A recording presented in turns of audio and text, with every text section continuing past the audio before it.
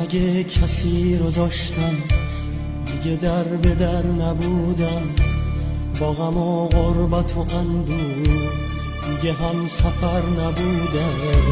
اگه زخم نخورده بودم تو رو باور نمی کردم، توی این حصار پردم با غمت سر نمی کردم.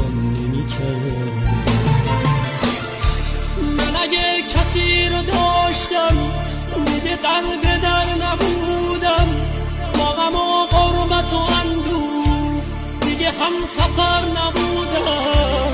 اگه زخم نخورده بودم تو رو باور نمی کردم، توی این حصار پردم با غمت سر نمی کردم. کولی شب زده بودم پشت گریه صدات کردم، از پس آینه عشق تا همیشه نگات کردم. دردش معنای مرگه، مسلخ پاییز و برگه، قصه عشق و حقیقت، قصه گل و تگرگه.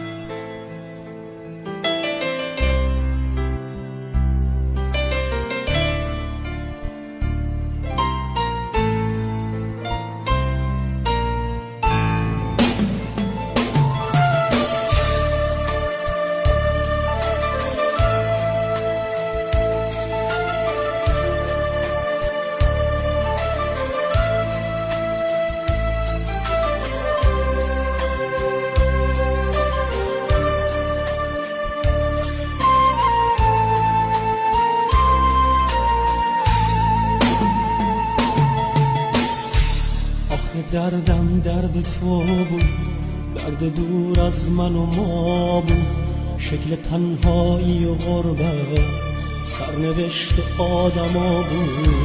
به چشات دنیا رو دیدم، حتی من فردا رو دیدم، توی قلب قطره بودم، با تو من دریا رو دیدم.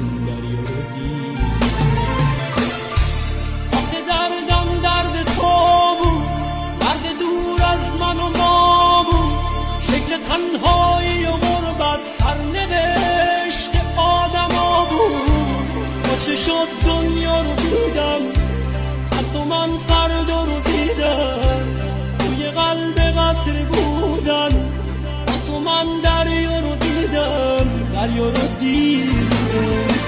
کولی شب زده بودم پشت گریه صدات کردم، از پس آینه عشق تا همیشه نگات کردم. دردش معنای مرگه، مسلخ پاییز و برگه، قصه عشق و حقیقت، قصه گل و تگرگه.